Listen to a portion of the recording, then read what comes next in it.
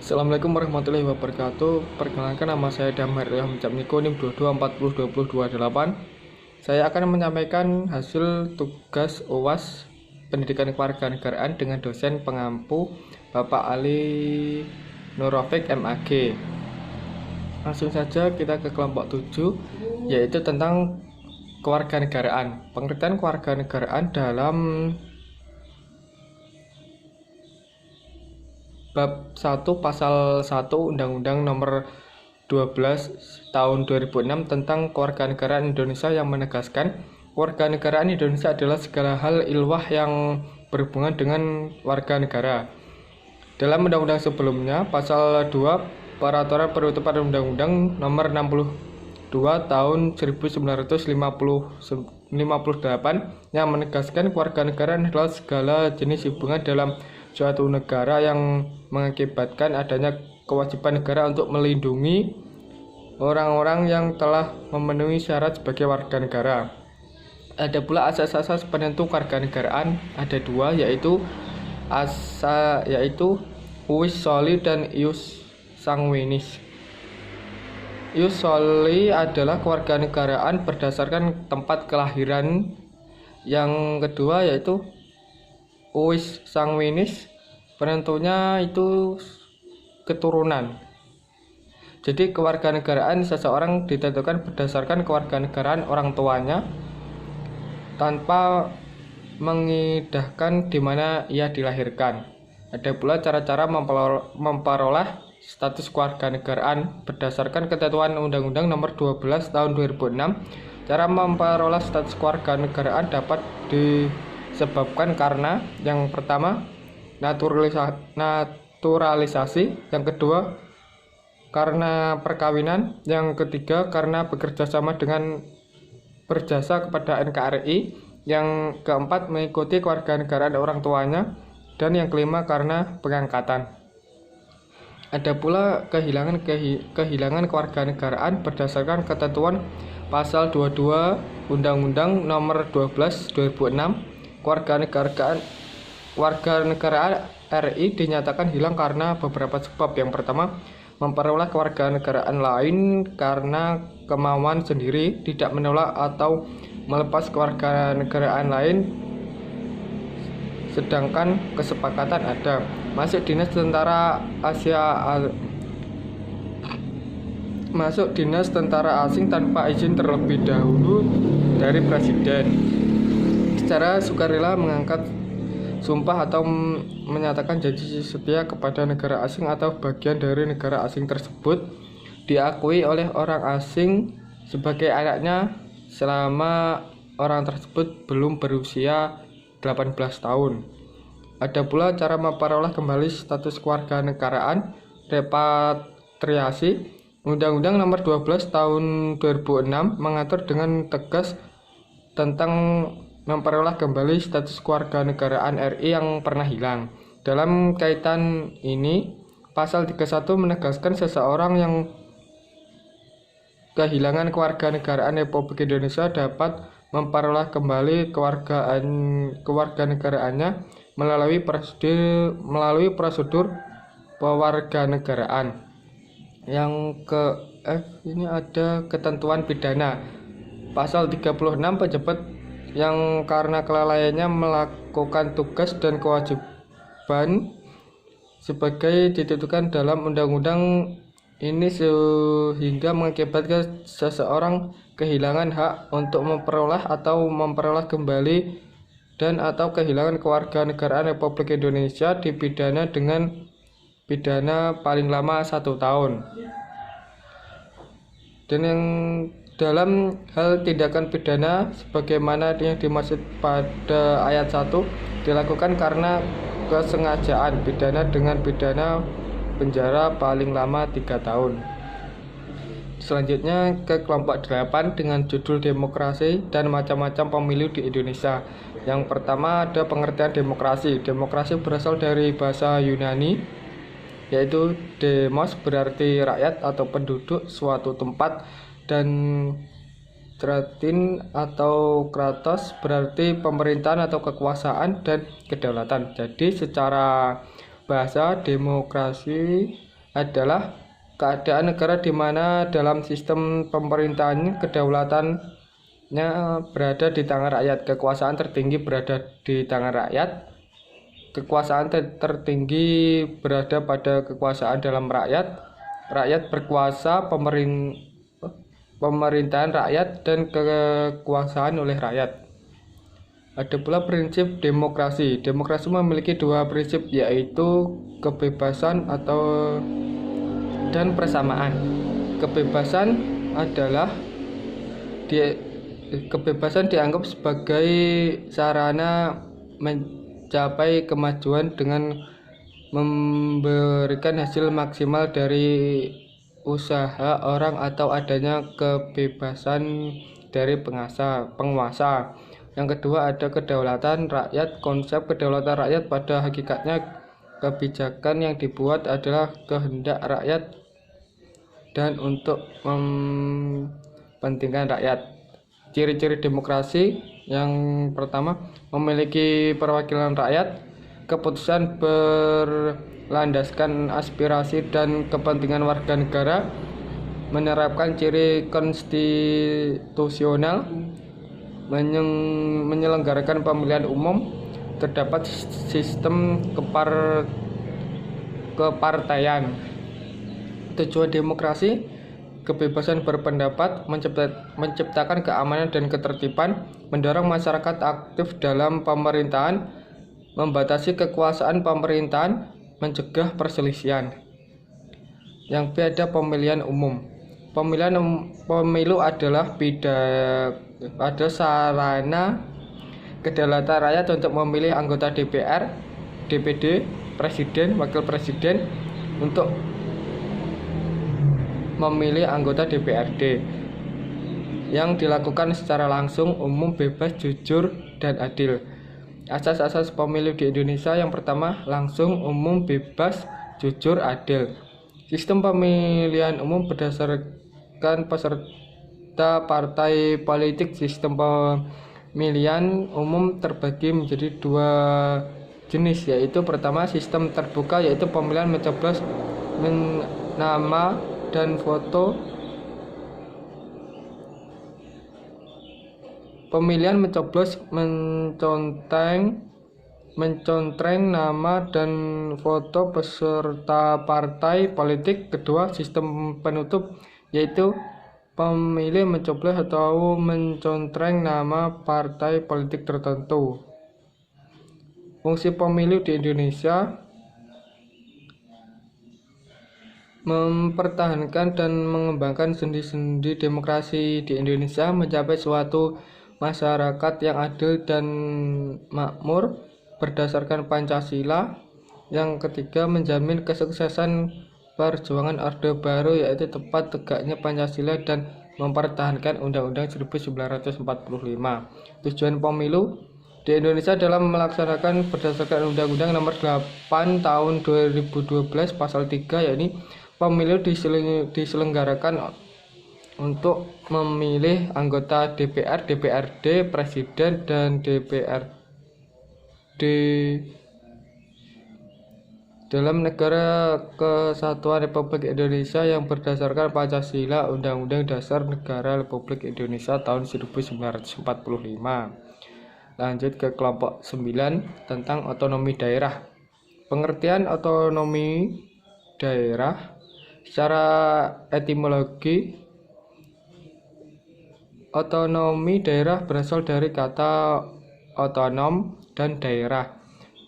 Merujuk dalam bahasa Yunani sendiri, kata otonom berasal dari kata autos yang berarti sendiri dan kata namos yang berarti aturan atau undang-undang. Jadi otonomi daerah adalah kewenangan untuk mengatur sendiri atau kewenangan untuk membuat aturan guna mengurus rumah tangga sendiri.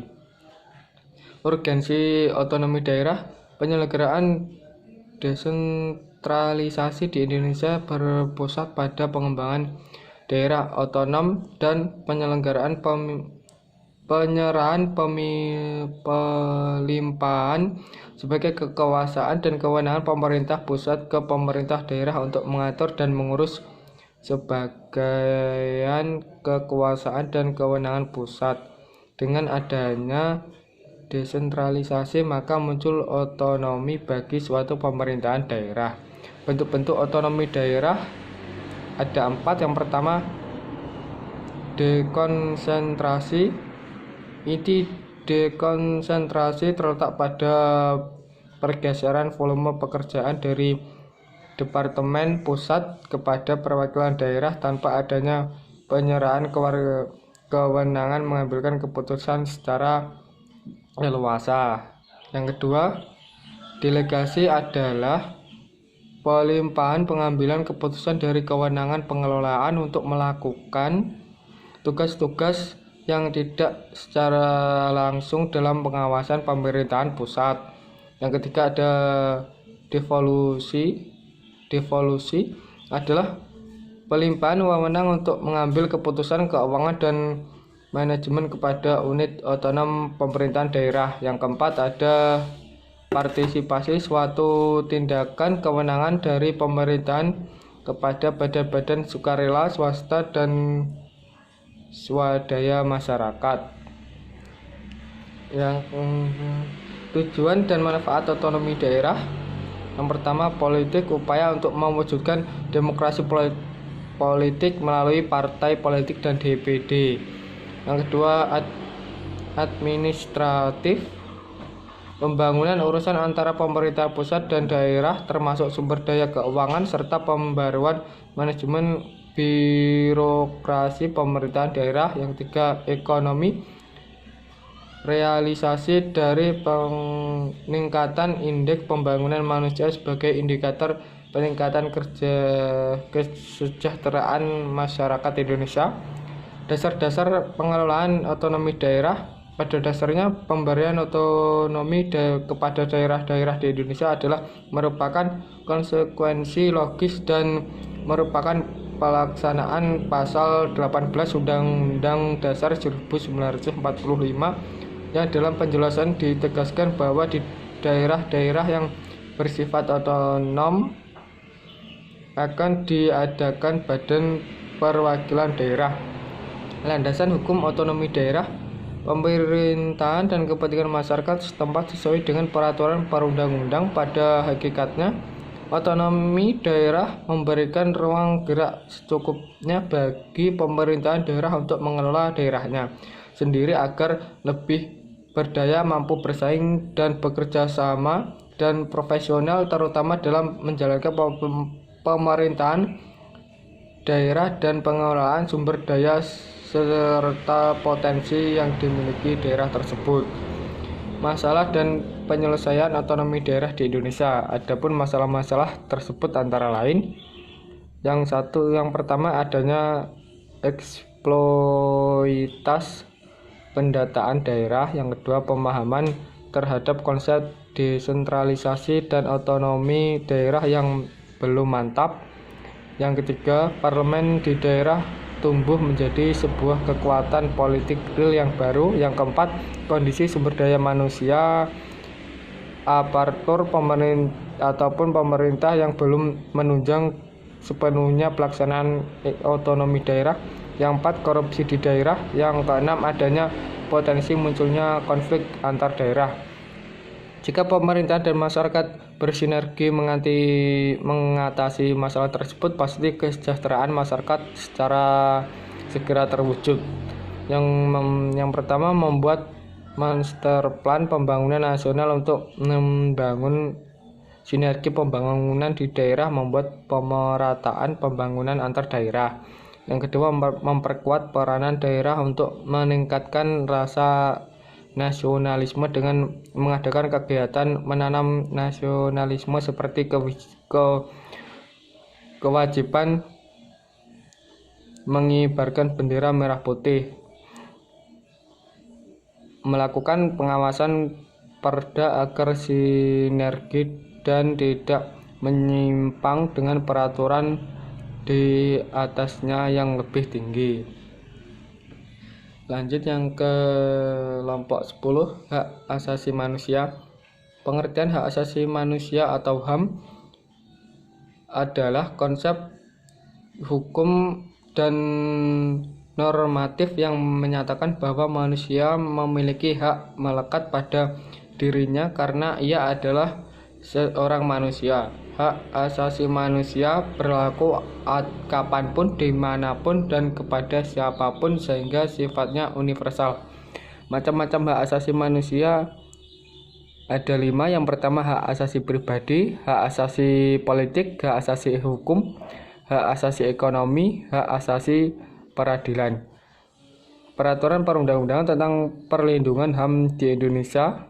Yang pertama ini ada Undang-Undang Nomor 39 Tahun 1999 tentang HAM. Yang kedua ada Undang-Undang Nomor 26 Tahun 2000 tentang Pengadilan HAM. Yang ketiga Keputusan Presiden Nomor 50 Tahun 1993 tentang Komnas HAM. Yang keempat ada Peraturan Pemerintah Nomor 2 Tahun 2002 tentang tata cara perlindungan terhadap korban dan saksi dalam pelanggaran HAM yang berat. Yang kelima, Peraturan Pemerintah Nomor 3 Tahun 2002 tentang kompensasi, restitusi, dan rehabilitasi terhadap korban pelanggaran HAM yang berat. Lanjut ke kelompok 11 tentang masyarakat madani. Pengertian masyarakat madani adalah sebuah sistem sosial yang tumbuh berdasarkan prinsip moral yang menjamin keseimbangan antara kebebasan individu dengan kestabilan masyarakat. Karakteristik masyarakat madani: yang pertama wilayah publik yang bebas, yang kedua demokrasi, yang ketiga toleransi, keempat kemajemukan, dan kelima keadilan sosial. Ciri-ciri masyarakat madani ada beberapa, utama dalam civilisasi. Yang pertama adanya kemandirian yang cukup tinggi dari individu dan kelompok ke kelompok dalam masyarakat, utamanya ketika berhadapan dengan negara. Yang kedua adanya ruang publik bebas sebagai wahana bagi keterlibatan politik secara aktif dari warga negara melalui wacana dan praktis yang berkaitan dengan kepentingan publik. Yang ketiga, adanya kemampuan membatasi kuasa negara agar ia tidak intervensionis. Selanjutnya, kelompok terakhir, kelompok 12, integritas dan korupsi. Pengertian integritas adalah suatu kebutuhan yang mendorong individu untuk memiliki niat dan mewujudkan niat tersebut. Niat tersebut mengarah pada implementasi nilai-nilai positif seperti kejujuran, kedisiplinan, dan tanggung jawab yang kokoh dan tidak tergoyahkan. Nilai-nilai integritas ada 9. Yang pertama jujur, tanggung jawab, disiplin, mandiri, kerja keras, sederhana, berani, peduli, dan adil. Fungsi dan manfaat integritas. Yang pertama, fungsi dari integritas. Fungsi kognitif adalah fungsi yang meliputi moral dan diri sendiri. Yang kedua ada fungsi afektif. Fungsi afektif adalah fungsi yang meliputi hati nurani dan harga diri. Manfaat dari integritas yakni ada 5. Manfaat fisik: dengan sengaja integritas seorang siap untuk menjalankan tanggung jawabnya dengan baik. Yang kedua ada manfaat intelektual. Integritas membantu meningkatkan kemampuan intelektual seseorang. Yang ketiga ada manfaat emosional. Integritas memberikan manfaat emosional yang positif. Dengan memiliki integritas, seorang merasa termotivasi dalam menjalankan tanggung jawabnya. Yang keempat, manfaat spiritual. Integritas dapat memberikan manfaat spiritual yang mendalam. Yang kelima ada manfaat sosial. Integritas membantu meningkatkan kualitas hubungan sosial seseorang. Tujuan integritas ada 4, yaitu 1. Kunci untuk memperoleh keberhasilan kesuksesan. Jika seseorang memiliki rasa integritas yang tinggi, ia akan selalu konsisten dan memegang teguh nilai-nilai yang menjadi prinsipnya. Yang kedua, integritas membantu manusia bisa memimpin dan dipimpin dalam kehidupan ini. Tentu ada orang yang menjadi pemimpin dan ada orang yang dipimpin. Yang ketiga, ada integritas melahirkan tingkat kepercayaan. Pemimpin atau orang yang memiliki tingkat integritas yang tinggi akan lebih dipercaya oleh orang-orang di sekitarnya. Yang keempat, integritas dapat melahirkan reputasi. Adanya integritas yang tinggi membuat seseorang akan memiliki citra dan reputasi yang baik di mata orang lain. Pengertian korupsi. Kata korupsi secara harfiah adalah kebusukan, keburukan, kebejatan, ketidakjujuran, dapat disuap, tidak bermoral, penyimpangan dari kesucian. Faktor-faktor penyebab terjadinya korupsi. Aspek individu pelaku, penghasilan yang kurang mencukupi, sifat tamak manusia, moral yang tidak kuat. Aspek organisasi, kelemahan sistem pengadilan, manajemen cenderung menutup korupsi. Manajemen kurang adanya sikap keteladanan pemimpin, tidak adanya kultur organisasi yang benar. Aspek tempat, individu dan organisasi berbeda. Masyarakat masih kurang menyadari bahwa yang paling dirugikan dalam korupsi itu adalah diri mereka sendiri. Nilai-nilai masyarakat kondusif untuk terjadi korupsi. Budaya masyarakat. Selanjutnya ada jenis dan bentuk korupsi. Jenis korupsi ada 5. Korupsi penggandaan barang, penghapusan barang, investasi dan aset negara, tanah, pungli, penerimaan pegawai, pembayaran gaji, kenaikan pangkat, pemotongan uang, bantuan sosial dan subsidi, bantuan fiktif. Bentuk korupsi: kerugian keuangan negara, suap menyuap, penggelapan uang atau surat berharga dalam jabatan, pemerasaan, perbuatan curang. Macam-macam korupsi: korupsi ekstotit berupa sogokan atau suap yang dilakukan pengusaha kepada penguasa.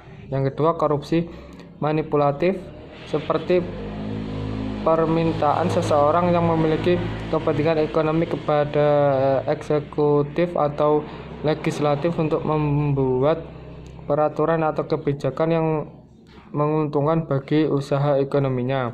Yang ketiga, korupsi nepotistik, terjadi korupsi karena ada ikatan kekeluargaan, pertemanan, dan sebagainya.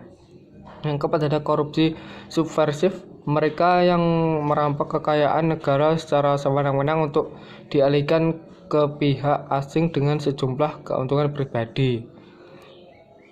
Upaya pencegahan korupsi, nilai moral, kedisiplinan, dan norma hukum. Baik, itu tadi hasil tugas saya. Bila ada salah kata, saya mohon maaf. Saya akhiri. Wassalamualaikum warahmatullahi wabarakatuh.